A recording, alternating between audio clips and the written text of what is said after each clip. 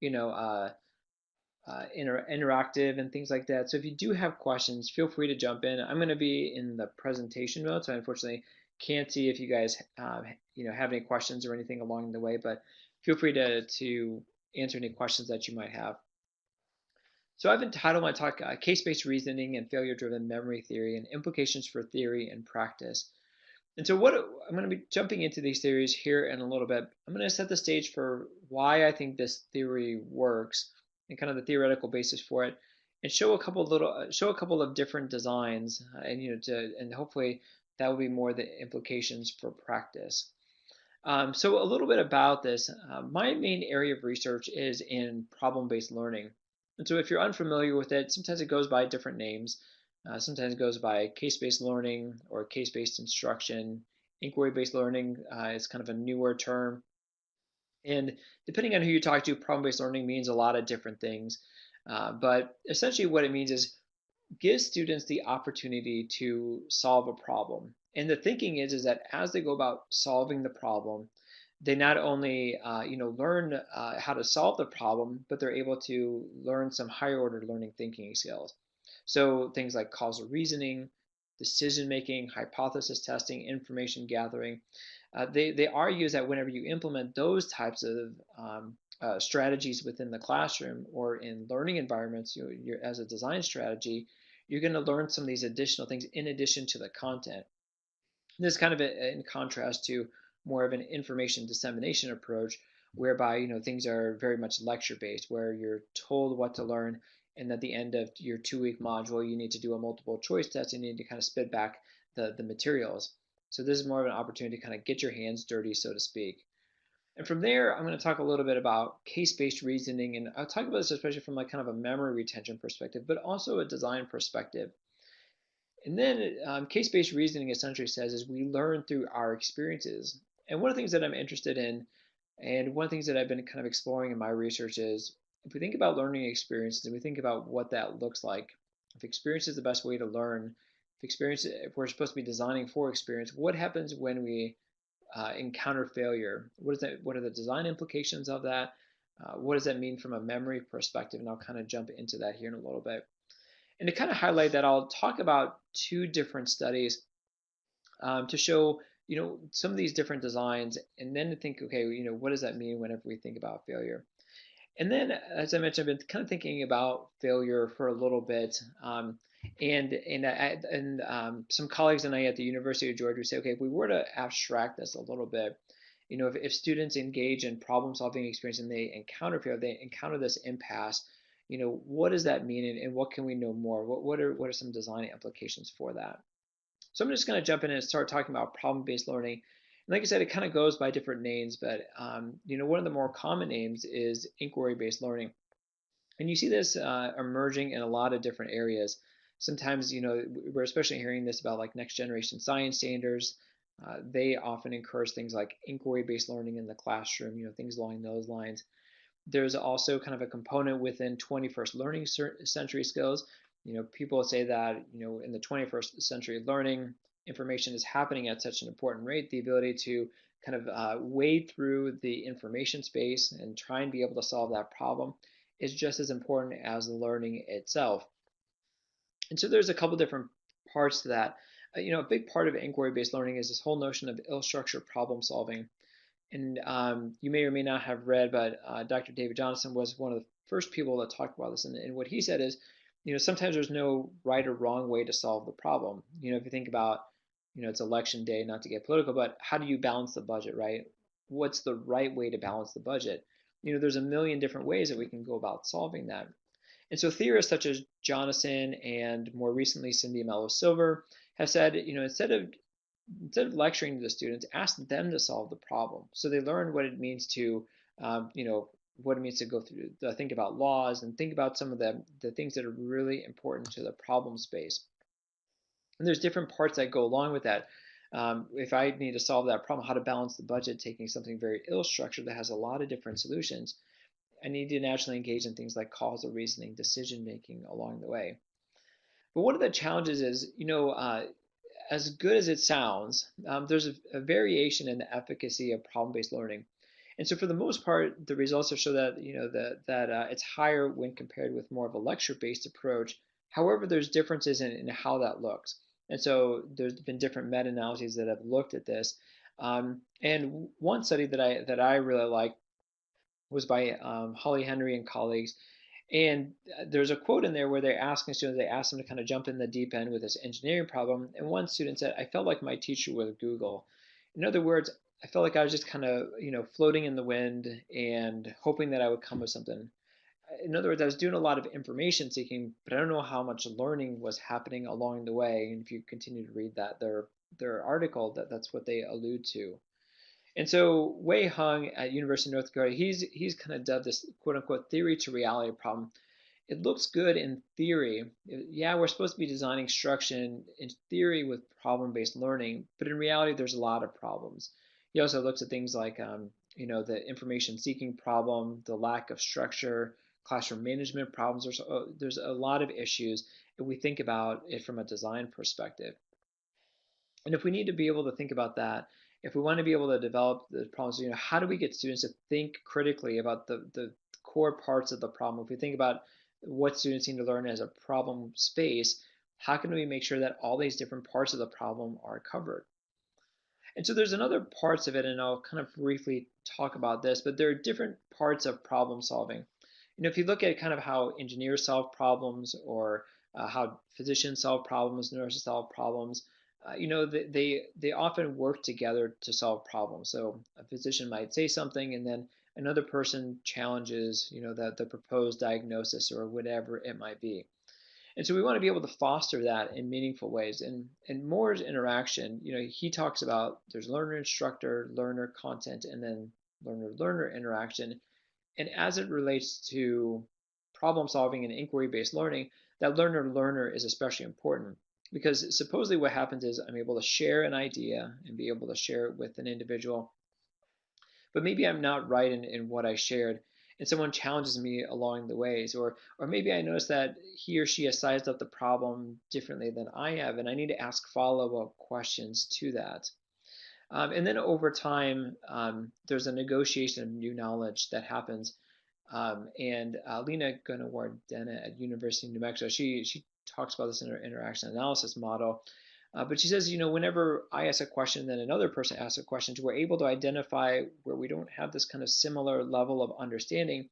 Hopefully that's where the dialogue happens and where I hear one perspective and my colleague, she's able to share her other perspective. We come up with this new knowledge over time. And as it relates to problem solving, we're able to come up with new and more creative solutions along the way. So I kind of go through this kind of briefly, but one of the challenges, especially in asynchronous learning, is this is kind of the research says that there's some challenges and some unique challenges as it relates to problem solving.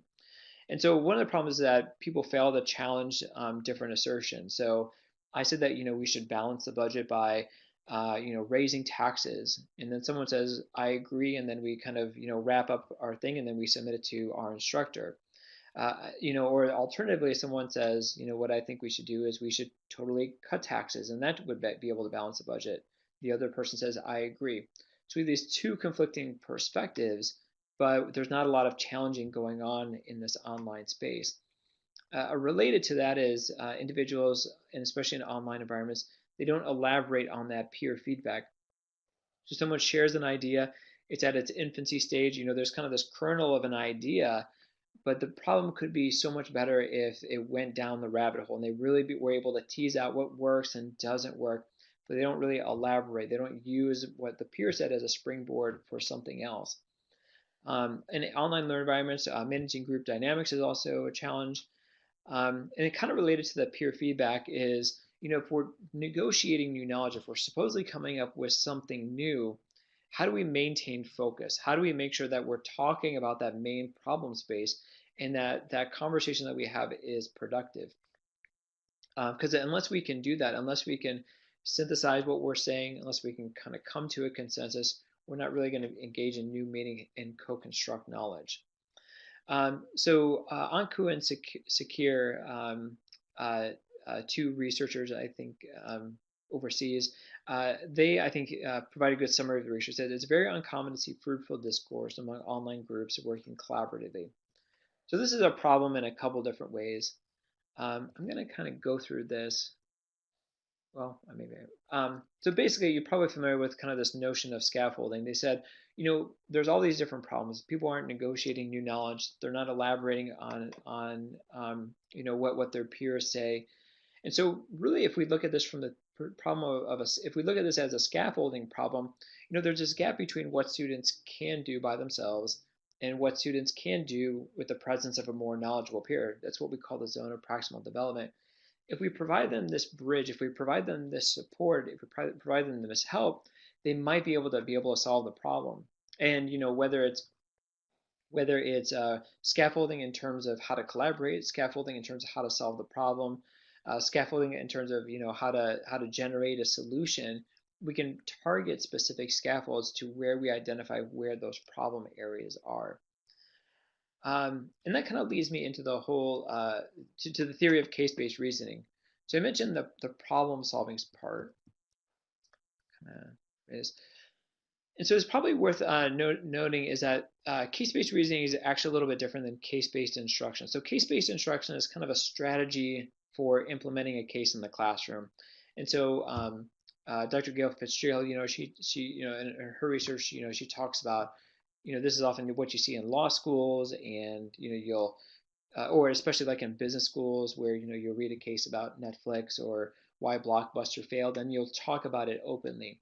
But case-based reasoning is a little bit more specific. It's a model, or it's kind of a way of how individuals think about a problem and kind of what they go through within their mind or cognitively, and how they kind of process their experience. And so what case-based reasoning says is whenever we have a new problem, we use our prior experience to solve a new problem, right? And so what happens over time, and I apologize, this image is hard to see on the right, but whenever we encounter a new problem, what case-based reasoning says is we'll retrieve a similar problem. And then if we see that problem as similar, we will reuse that problem. This totally works. Maybe I'm solving a car or whatever the case may be, and I'm going to apply that same solution when I see that new car. What's challenging is maybe it's a little bit different. So we'll kind of revise our understanding, and then we'll retain that case. And so each time we solve a new problem, we kind of go through this particular cycle. And so one of the examples that I often give is I have two children, and they're very different, right? And so when I was kind of going through, when we had my second child, I was going through this cycle. Oh yeah, this is what bedtime looks like. I'm going to reuse, what we did, the last time they had, my first child had at bedtime. But my son, he's very different than my first daughter. And probably for those of you that have, multiple children or nieces or nephews, you probably see something similar. And so what I need to do is I need to revise my understanding. And so what theorists argue is the more cases we have that we process over time, we kind of have this robust case library from which to draw on. And so maybe I have, multiple children or multiple nieces and nephews, and I can pick and choose the relevant case because I have more experiences from which to draw upon. But what's kind of unique is that experts and novices have very different ways of thinking about a problem. So if you look here kind of on the left-hand side, imagine that each dot represents a particular case. And this case is kind of out in the ether, it's kind of out there by itself. However, alternatively, experts see cases as linked together. They're able to identify similarities between them. So if they kind of need to be able to retrieve something, they kind of have this long chain, and they see how ideas are relevant, and they can really draw upon from a rich set of cases. Alternately, with experts, they think, well, I don't really have a whole lot of cases, and I'm kind of a one and done. And so there's kind of a subset of that theory of case-based reasoning that's focused on failure. And when Roger Schenck is kind of one of the originators of case-based reasoning, he says that whenever we engage in failure, there's unique parts to successes versus failures. And so if you think about a success, whether it's driving to work or solving an instructional design problem, or like it's an engineer, and she needs to design a bridge for a particular for a particular project. I've designed this bridge 100 times. I know what's going on along the way. But whenever I encounter failure, whenever something breaks down, now all of a sudden something happened that I didn't that articulates my a misunderstanding, and it helps me. What I thought was a really simple problem maybe isn't so simple anymore. And so in doing so, I avoided oversimplification of a problem. And when I find that failure, when I see that bridge fell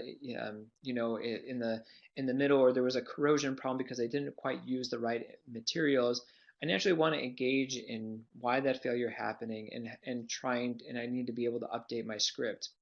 And whenever I go about solving that problem, whenever I'm able to pinpoint exactly where that failure happens, I'm able to pinpoint particular causal linkages along the way. All of a sudden, the causal reasoning chain becomes so much more overt to me, and what I just kind of simplified because I'd done the successful thing time and time again. All of a sudden, I'm able to pinpoint, where my misunderstanding were. And what's interesting is I'm able to kind of expand my understanding of the phenomenon. And Shank actually said that we generate alternative beliefs about the problem. So here's, I tried being able to, going back to the ill structured problem scenario that we might give, in an economics class, how would you go about balancing the budgets? Maybe I try to implement a particular solution, and I see that it failed, and then now all of a sudden I have an alternative belief. Well, maybe it's not so simple, and now I'm able to understand the counter argument for how to be able to do that. And what's interesting is Shank says that whenever we have a case, we have kind of tags that go along with that memory, and that helps us with retrieval.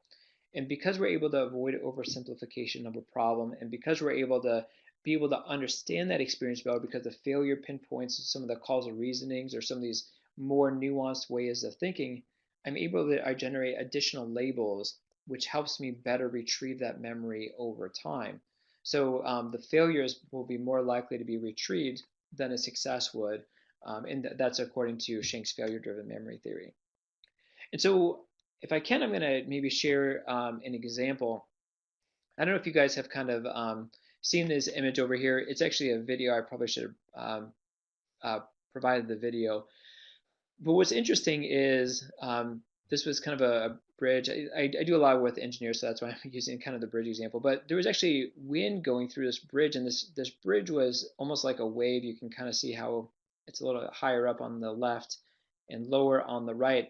And it was, it became very pliable over time. And there was another one where individuals were walking, and then the bridge like started to get pretty wobbly. And it was interesting because the engineers, they designed the bridge, someone signed off on it, and then all of a sudden, it wasn't working, and they had this kind of failure experience happen along the way.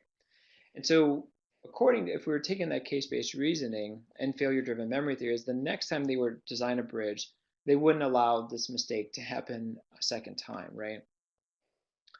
And so there's are actually kind of, I think, important implications for design. And this is where I want to make sure we balance the theory as it relates to design. And so as it relates to design of learning environments, there are important implications. Is one, how we need to understand that students come in with a lack of prior knowledge, right? Oftentimes we're working with novices, and there's this gap in understanding. So my job as an instructional designer or learning engineer, what may have you, is I need to develop a learning environment or a learning experience that allows them to be immersive in that experience. And not only that, I need them to be able to make sense of it and have some key takeaways from it. And then the third implication is I need to get them to think about how can I transfer the lessons learned onto a new problem. It's not enough just to have kind of 5 questions at the end to check their understanding. How can I go about assessing what their transfer of that experience is? And then I think a fourth implication is instead of necessarily designing for successful, how can I kind of get students through this training and development seminar as efficiently as possible? Maybe what I need to do is I need to spend a little bit more time, maybe somewhat intentionally getting them to fail, to a certain degree, and then being able to reflect on that failure so they're able to memorize that experience to a greater degree. So if I can, I'm just going to talk about a couple different studies that I think are relevant. If you guys have any questions along the way, please feel free to let me know. So I should have included the learning environment, but one study that I did with a colleague in the business school, he was kind of lamenting that students in his class were focused on definitions and not enough about problem solving. So what we did was kind of taking this case-based reasoning and think, okay, how can we practically apply this theory? What we did is we asked students and said, we gave them kind of a scenario for them to be able to solve. It was in the context of sales management, and students didn't know. If you think about sales management, it's a very ill-structured problem. Who should I hire? Should I hire an internal candidate or should I look outside my company? Both have pros and cons. It has very much the makings of an ill-structured problem. So we provided the scenario to students and we said, here's one candidate. Here's an internal loyal employee, Terry, and she's been with the company for over 15 years. However, she doesn't have relevant experience, so you're likely to spend extra money on training costs, and it's unclear if her experience will transfer. Alternatively, you have a second candidate, and he has direct experience. He has pretty good references, but he intentionally had a driving under the influence record. So it's unclear whether or not he's in it, he'll be there for the long term, or if there are some other hidden things that we should be mindful of. And so what we did was we asked students to solve the problem. What was unique, I think, a little bit about this is we asked some students, we gave them stories of success. So if you were to hire Terry, if you were to provide her a mentor, if you were to provide regular check-ins, if you were to structure the training in a certain way, here's what it would look like. Alternatively, we also gave them stories of failure. If you were to promote Terry, but if you weren't provide her a mentor, this is what would end up happening. This is what would end up happening to morale, and people would end up leaving the company, leaving you worse off than you were before. And then we asked students to solve the problem. We asked them to create an argument about how they would go about solving the problem. And we found out that the individuals, that's kind of in the top blue, the individuals that had access to the failure stories as they solved the problem were able to engage in better reasoning, and specifically they were able to identify counterclaims. So as it relates to problem solving, they weren't just able to articulate, here's how I would solve a problem, but they were able to envision how another individual would foresee the problem and articulate an alternative perspective. And we thought that that was interesting, that a failure, not that it just helps you solve the problem, but it helps you solve the problem in a unique way. It helps you be able to understand that alternative perspective. And we kind of ran the study a couple different times, and we had similar findings, which was kind of interesting. So like I said, there are some practical implications for instructional design. If I remember when I was an instructional designer, I really wanted students to be able to understand the problem in a unique way. I used to work for Caterpillar, the construction equipment, and individuals were very linear in terms of their thinking. If maybe in my training and development I can infuse stories of failure along the way that get them to think about, if you don't do this, this is what a failure experience might look like. If I can maybe get individuals to talk about that failure and say, can we take a second and maybe think about, okay, what are some of the implications? What does this look like long terms if we make this decision, or if we change this decision point? Maybe they're going to understand some alternative decision point. And one of the things also that we thought was interesting is that maybe, maybe in terms of instructional design, maybe we need to infuse more storytelling. There's been a lot of literature and a lot of really good literature about, okay, let's scaffold students through question prompts. What evidence do you need to support this decision, things like that. But what if instead of those types of prompts, we just gave them stories, and then we asked them to reflect on those stories? Maybe that's another way of kind of bridging that experience gap. And if we use that in terms of instruction design, maybe we'll be able to support understanding in new ways. And so another part that we thought was interesting that we wanted to explore, and I'll just kind of talk briefly about that because I want to be able to open it up for questions. We wanted to say, okay, what happens if what would be the implications of learner-learner? So in the first one, we just asked students to write an essay and say how they would go about solving a problem. But what happens as they try and collaborate? if you recall from some of the earlier conversations, I said that there are some of the unique challenges. Students just say, I agree, and they kind of move on to the next question. Or, they might take a point and they say, okay, that's probably good enough, but they don't really kind of build on each other. And we want to say, okay, what if we gave them the success and failure? What does that collaborative problem solving experience look like?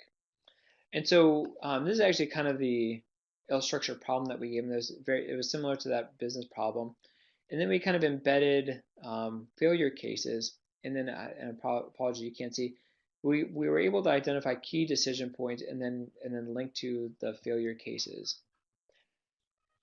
And so what we did was, we did this over the course of 74 individuals, and we put them into 17 groups, each having 4 to 5 individuals in there. And then we asked them to solve that problem. And then once again, we gave that similar success and failure cases.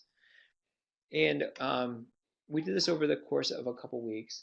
And then we actually went about and we said, okay, let's next go in and say whenever they are trying to solve the problem, how are they trying to solve the problem? Are they just sharing an idea? Are they trying to ask questions? Are they signing off on what their peers are saying and then just say, I agree? Are they tying together different ideas? Are they challenging, or are they just kind of saying, okay, here's our kind of collective understanding? And so, the literature says that individuals spend a lot of time just throwing out a lot of different ideas, and then as it gets closer to when the assignment due is, they'll wrap it up, and then they will kind of go into meta, or there'll be a lot of agreement, and there'll be a lot of meta. But if from a more in-depth problem-solving experience, we want them to be able to ask questions, right? We want them to be able to challenge each other and have meaningful conversations around those challenges.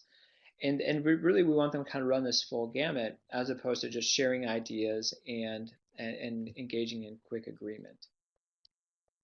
And so we had, I think, kind of some interesting results. And in our results, what we found was interesting is the failure groups, not only they shared more ideas, but in some of the more problem-solving tasks like asking questions and being able to challenge each other's and integrate the ideas of others, they were able to integrate it to a greater degree. So I want to kind of, this is kind of what I want to go to. And one of the things that this is actually my peer, so I can't take credit for this, but what he did was he actually did something called a sequential analysis. So for instance, like when the success group, shared a particular idea, and if they were to externalize an idea, what is the follow-up response to that? So that's kind of the sequential analysis part. And what was interesting is we found that whenever the students that had access to the failure, whenever they shared an idea, they were more likely to be followed up with an elicitation and also a challenge, right? So someone would share an idea about how to share the problem, and then I don't want to say they would be met with resistance, but they would tease out the problem to a better degree. Alternatively, those that kind of went through more of the success approach was able to throw out an idea, and they very quickly went to the meta category. In other words, they kind of shared an idea, they said it looks good, and then let's kind of wrap up the problem solving experience. And here are kind of the results of that. And I don't want to read this too much to you, but I kind of want to just highlight a couple different things. It's in bold and it's a little hard to see, and I'm especially going to talk about the second one. So this one was actually in the failure condition here in the bottom, Jason. And so when he was talking about the failure case, he said, I had a little different take away from Jesse's search, which is one of the related stories that we gave them, because I feel it shows the difficulty of a newspaper advertisement. So he concluded, he started to go on the transfer. Therefore, I'm not sure if it is in Nick's best interest to run a newspaper advertisement because it won't be worth the cost. So this was actually in response to a peer. And so what was interesting is whenever people were reading about the failure cases, they had different takes as to why the failure occurred. So as where the success, they were kind of able to read it, they were able to kind of come to a quick consensus as to what was actually happening. The individuals in the failure condition said, yeah, we both saw this failure. You have your take on why the failure occurred. I have my take on the failure occurred. Let's engage in some additional dialogue as to how we can make sense of this failure. And then let's think critically about, now that we actually made sense of it, now we engage in more co-construction of knowledge, let's think about, what are some of those lessons learned as we try and apply it. So I thought that was really interesting because whenever we infuse that failure in our design, you would think with novices, you want them to provide them really strong models about how they should act and provide those models and infuse that within your design. But maybe infusing in negative models, right? And some cautionary tales, so to speak, we found that that was actually better for learning, and that was a little bit of a um, surprising finding. And so I'll kind of just talk briefly about this. I think that there are some practical implications for design. I don't want to make this very theoretical. Whether you're designing, a learning environment in higher ed, you're designing online classes, or you're developing a training, or you're a teacher, trying to, implement next generation science standards. I think that their case-based reasoning would say to all those scenarios, how do we get students to deconstruct and make sense of an experience? Kind of doing some research with a pharmacy school right now, and oftentimes it's so easy to say, okay, we went through the problem solving experience, we laid out 2 weeks for it, now let's go to the next module. We need to be able to really reflect on that experience and try and include different reflection points along the way so that they can engage in meaning making. Because the more we're able to do that, they're better able to label the case, which better allows them to transfer that case and apply it to that new problem-solving scenario. Um, and so one of the things that we find is that, when we did review the literature, there were a lot of qualitative studies, but we were able to say, okay, what are they actually talking about, and how are they actually navigating this problem space? Are they sharing ideas and adding to the problem space? Are they asking meaningful questions about it? And like I said, we thought it was a little bit of an interesting finding that they were asking interesting questions as a result of kind of going through the failure experience. So I talked a little bit about the um, uh, some of the previous implications. And so one of the things I want to talk a little bit about is, just some studies that I've kind of run with my colleagues, and I have to provide a shout out to my colleague at University of Cincinnati, Matthew Schmidt. And so we said, oh, well, maybe we can apply case-based reasoning and think about, other immersive learning experience. So actually what we did is, what's interesting is to take a theory, but use that theory as a catalyst for redesign. So in other words, we just kind of provided a web page, but what if we were to actually redesign it as a game? And what if we were to include badges along the way? And that would kind of highlight the labels or the important key takeaways for students to be able to learn, right? So it's interesting how you can kind of take a theory and being able to play with it as a regular web page or web quest from long ago, and being able to use that same theory and apply it to game design. And one thing is also that we hope to do is we want to also explore, whenever learners are processing a particular case, what are they actually tending to? And so in our research lab, we're looking at eye tracking software and things like that. And we're trying to say, okay, what do students actually look at on the screen? And, what are and so this shows kind of eye gaze, when people look at a screen. Maybe the failure is articulated here, but they go back to the success. But what do these eye gazes look like, and what are these different, how are they processing the experience? Not just from developing an argumentation, not just from a collaborative problem solving, but how do they process it, through their eye gaze, and what does that mean from a working memory perspective? And then finally, just kind of before we end, and some colleagues, and so if you haven't got a chance to read him, his name is Dr. Ike Choi. He's a student. Her name is Huirong, Hugh Wrong. So we actually wrote a paper together, and they've done a lot of really great work in this area if you're interested in this. But we actually came up with kind of this model of failure, and trying to be able to say, okay, whenever you do go through a failure experience, if you're actually trying to maybe even design for failure, make sense of failure, what do we want to be able to do? How do we, and we have design implications here, but how do we support the inquiry process? How do we get students, how do we build in supports for understanding the causality breakdown? How do we get them to think about the new ideas as a result of this new understanding of failure? How do they implement that proposed solution, evaluate outcomes, and assess the viability? And so what we kind of argue in our paper is, let's not gloss over failure, but maybe we can kind of intentionally go through 2, 3, 4 cycles of failure And in doing so, we have a refined approach as we kind of go through these iterations of failure. Once again, whether that's a training development seminar or next generation standards, whatever the case may be, maybe we intentionally should be asking students to kind of go through the cycle so that they can transfer the lessons learned and implement new solutions. So I know we're up on, I think up until like a little bit of time crunch with the library, but I wanted to leave some time for questions, or maybe you think that I had, I said something wrong, or maybe I'm totally missing something. Maybe this doesn't work at the K through 12 level, but it's better for working adults. So I'd love to hear your thoughts, maybe about how you're using either success or failures, or more generally, how you're trying to promote problem solving experiences within your classroom. So with that, maybe I'll uh, open up to any questions you might have.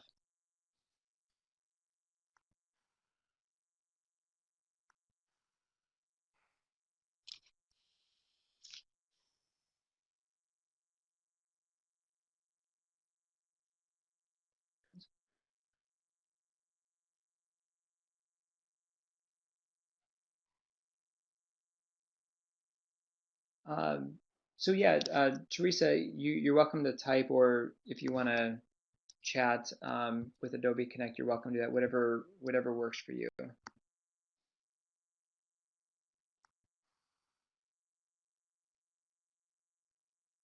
right. So there was a comment here that I think is. Am I still sharing my screen? I don't know. Oh, stop sharing. So Mercury, I think that you're right. I think that there are very practical implications for us. We're asking students to do a lot.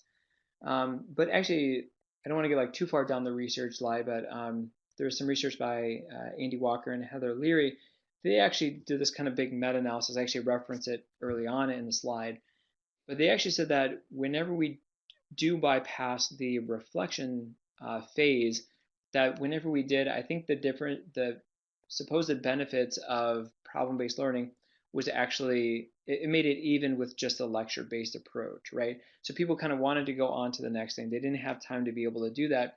So the supposed benefits didn't actually end up happening. And I think that that actually ties into the whole expert versus novices studies, right?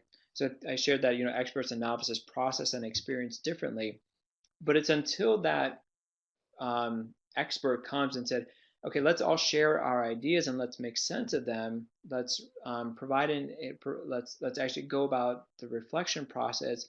It's only then they're able, I think, to finalize some of those indices, or that those main lessons learned.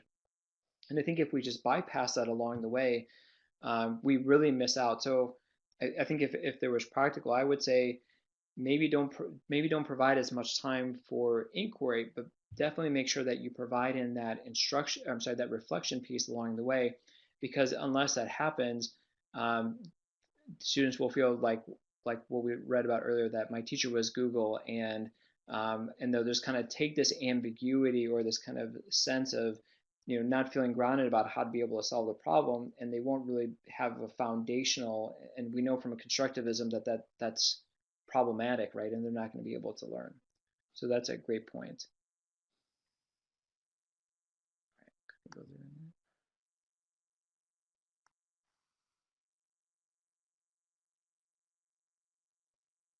so hopefully, Mercury, that answers your question. If not, or if you have any alternative thoughts, I'd love to hear your thoughts.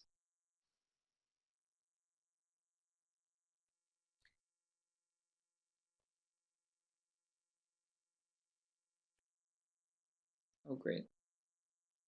Yeah, and Mercury actually, and I don't know if anyone else wants to type, but Hello? sorry, Can you hi, hear me? hi.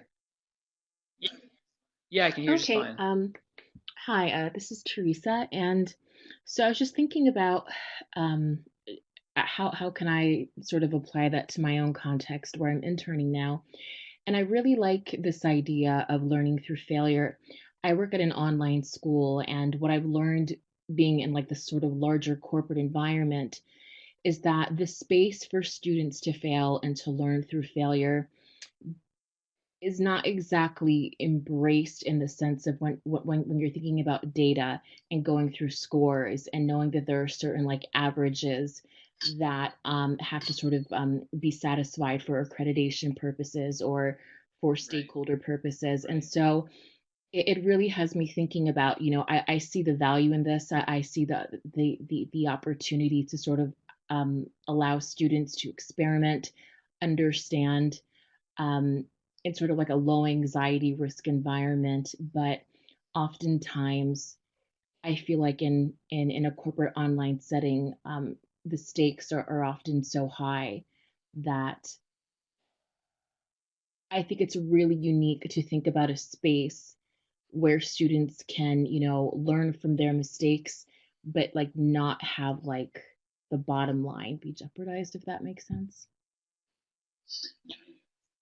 yeah. You actually bring up a great point. And when I was like it's interesting because when I was writing about the literature on failure, especially for my dissertation and looking at some other studies, and I think Dr. Romero-Hall shared the research on at what Ike Choi and his case-based reasoning group. And so it's interesting, like if you look at like the medical domain, they have these things called morbidity and mortality conferences, if you're familiar with them, where they actually get into a room and say, I had this really challenging case of a patient and it didn't turn out the way I thought about it. And they actually get people into the room and to be able to talk about that. And some of the research that I've also seen is that like in the military, they have these things called after event reviews, right? Very similar to the morbidity and mortality. They say, we have this thing happen, in this military context. It Something went wrong. Let's all get together and think about it. But I also worked in a corporate environment, so I know that oftentimes, the bottom line is what drives a lot of the various initiatives, and then also, like I remember like a couple of times, we had like the highest profits ever, but the shareholders still weren't happy, and so how do you balance that?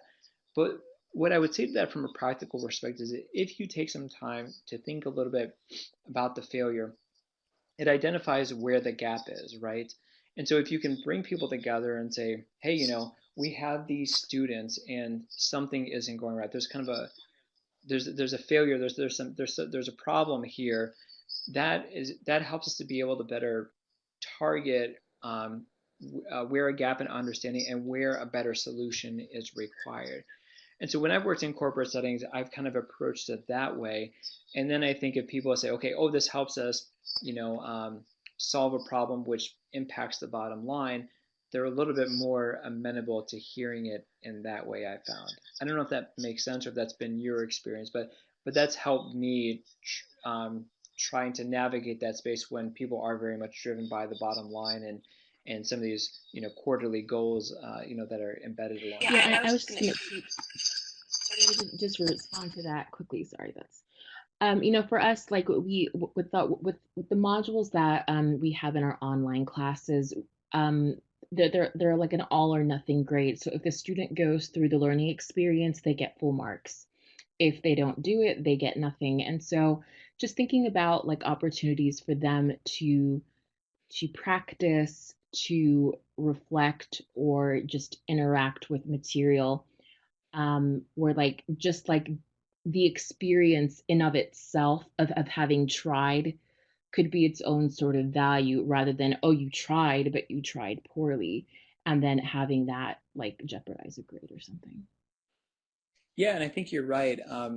Sorry to give like too many examples, but trying to make it practical. I have a colleague who's at University of Illinois Chicago Medical School, and they're actually playing around with this thing called unfolding cases, where they have students kind of, if you think about the traditional case-based curriculum, you take it and then solve it in 2 weeks, where they actually build in multiple reflection points along the way, and said, don't just do this experience all or nothing, but take kind of that first 20%, think about it, reflect on it critically before you move on to the next thing. And that's actually what we were trying to do with that game-based example that I showed you.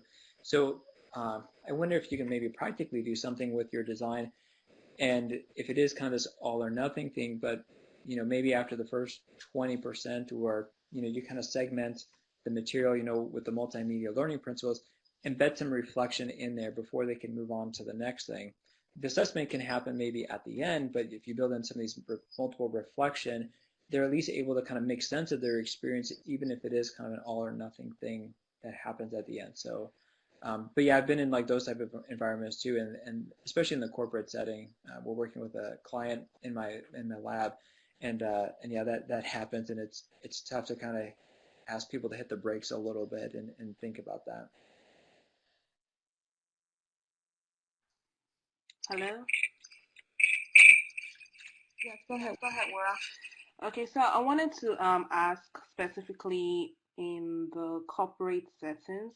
So, say for example, would you say it might make sense for you to have like a pilot version of the instruction for you to test the failure so that you reduce the risk to the company? Sorry, I had Sorry, I myself had on mute. myself on mute. Yeah, Yeah, I would. I would. There's a little bit of feedback. I apologize. Yeah, I would think that, or sorry, that is something that I think that would be really interesting. I think if, especially if for those of you that have access to things like Articulate Storyline or Adobe Captivate, maybe like what you can do in there is build in like multiple decision points, one that kind of leads to success, and then one that leads to failure, and then where they can try out both different scenarios. And then I think it's kind of incumbent on the instructional designers to say, okay, what are those key decision points, and then what do I really want people to get that along the way, be able to understand, and how can they play along with that? But being able to build like kind of this sandbox way of learning where they can test out different ideas in this, you know, quote unquote safe space, I think is a really interesting strategy. And then I kind of going back to the more theoretical parts, they talk about the importance of transfer and taking your understanding in one context and being able to apply it into a new context. I think Wira, to your point, that strategy affords that type of learning transfer that what the theory says should work, and I think that there's justification for that type of design. Absolutely. Thank you.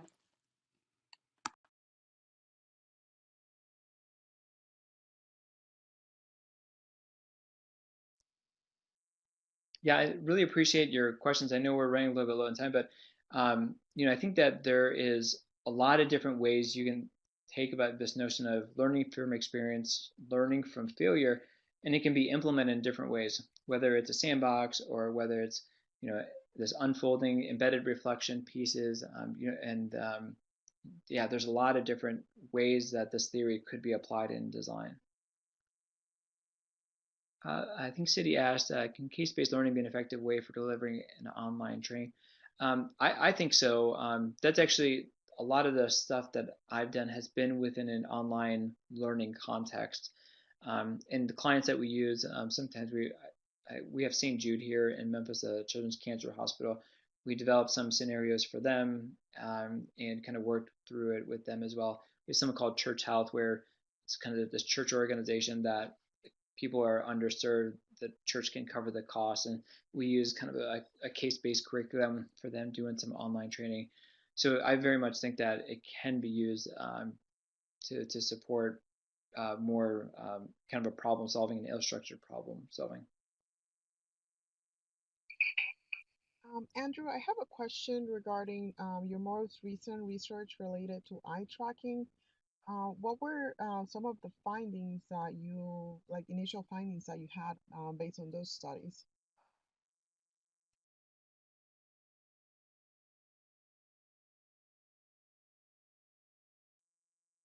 Yeah, so we actually did it. We actually did it kind of in the context of a usability session.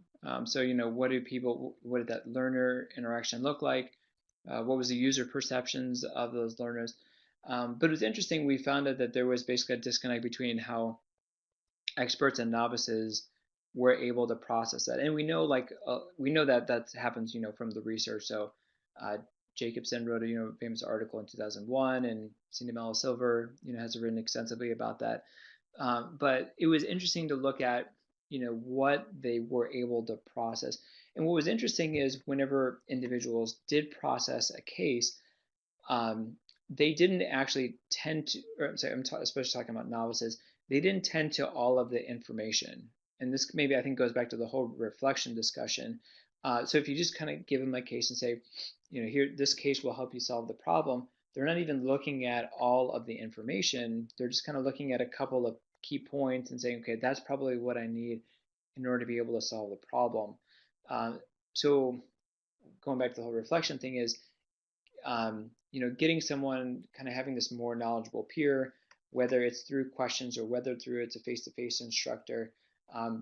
Just the eye tracker, I think, shows that people don't tend to all of the information on an interface design, and so they maybe need to be some additional designs in there to make sure that a full, more comprehensive way of understanding, is embedded in there. Does that answer your question? I think I was kind of rambling there. No, that helps. Yeah, that's very helpful. Um, I'm just thinking also in terms of um, designing online environments and what we see in our interfaces and how we want to structure the content so that if is a better way to present the information to the learner, novice or expert, and that's extremely beneficial. Yeah, I think eye tracking is really yeah, I think actually eye tracking is really beneficial because I know for me, I make a lot of assumptions when I go about designing. I have carefully and strategically place things on an interface, and I kind of tell my students is whenever we do instructional design, we're kind of like translating for an individual, right? I'm taking something from a subject matter expert, or I'm taking stuff from spread out all over the web or all over these resources, and now I'm trying to repackage it or translate it in this interface, and I'm making assumptions about how they go about processing the content, and then but being able to put like an eye tracker and said, wow, it turns out they're only looking at 20% of the stuff that I thought, and I thought that they were going to process 100% of it, and knowing what exactly they're processing. And Dr. Romero-Hall, I know like you've done work on like avatars and things like that, and so there's a lot of talk about representation, right? If I'm one type of student, would I naturally more tend to look at some of the visual elements versus if I'm another student? And so I think that there's a lot of different things that you can do with eye tracking. It's very, for me at least, it's very humbling, right? When I put my design in, it turns out they're only looking at 20% of the screen.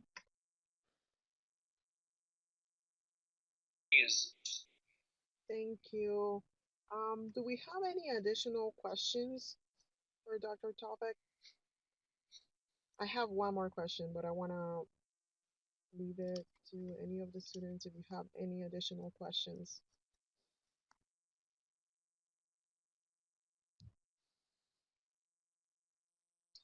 Okay, so my question actually refers back to um, the time for reflection. Mercury had mentioned before, how do you really make time for reflection when you have so much content happening? Have you found anything in terms of time? So, is there any research in terms of what would be a decent amount of time for reflection? Just if there's any kind of indication. No, I've actually haven't noticed anything. So the research that I have seen is it's basically all or none. Problem-based learning plus reflection versus problem-based learning without reflection, right? Just they didn't really look at the degree to which it was actually happening. So I think that that would be a great study to be able to do. One of the research actually studies that I'm starting next week is we're trying to get them to we're trying to play around with how they go about reflection. If the facilitator reflected on the successes, or if the facilitator got students to reflect on the failures, what would the learning outcomes be? But as far as boiling it down to the time, I haven't seen that. So actually, I'm actually working with the nursing school. We also have the University of Tennessee Health Systems, and uh, many of our graduates are there. They're just across town, and it was interesting talking that uh, for as great as the medical education domain is, they don't really pay a lot of attention to how and for how long to do some of these reflection strategies. So I think that for those of you that are interested in doing research or maybe looking at doctoral programs, I think that would be a really interesting thing to be able to explore further. Thank you very much. Are there any final questions? I am recording the session and I will be posting a link to the recording. And I hope it's okay, Dr. Tawfik, if we can share your contact information, and if any of the students have Yeah, any absolutely. questions, they can contact you. Okay. Yeah, and also, yeah, please feel free to do that. I'm also, active on social media. If you want to follow me on Twitter or reach out via email, however you'd like to, feel free to do that. Okay. And if I can just take 5 minutes, and I actually share the comment with all of the students in the program that you were actively looking for doctoral students. And I don't know if you want to take a few minutes to share any information about the program, or your interest in having doctoral students in the next few semesters. Yeah, well, thank you for the time to be able to speak. So in addition to, or I should say, as part of my faculty responsibilities, the teaching and research, I actually run a research lab. And the research lab that we are running, what some of the things that we're doing, we're trying to partner with different entities across campus to do research in the area of problem solving. And so I mentioned also that we work with like Church House, so we do some design and development work for some of the local entities here. And so a little bit about the University of Memphis program is it's actually designed to finish your doctorate in 3 years.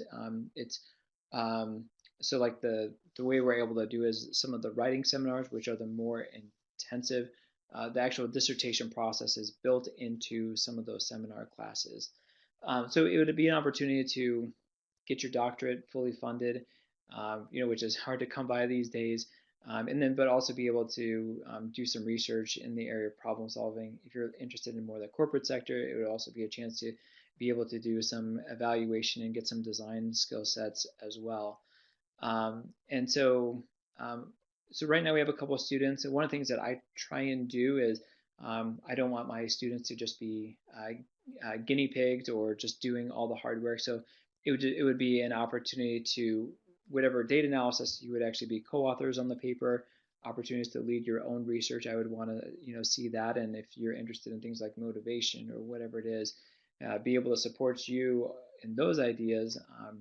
In addition to some of the other projects we have going on here. So an opportunity for you to emerge as a scholar, but also work within some of the projects that we have going on here. So, but yeah, like if anyone is interested, I know a number of individuals have reached out, and that's been so encouraging. So thank you for that reference. But if that is interesting, if you're interested in pursuing a terminal degree or in a doctorate in education, I'd love to chat more with you. And yeah, funding is always great, and we're so fortunate to have that opportunity.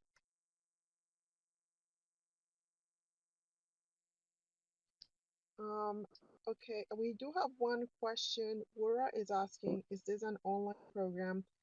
If she was interested in doing an assistantship, could she do it at a distance? Does she have to be there locally?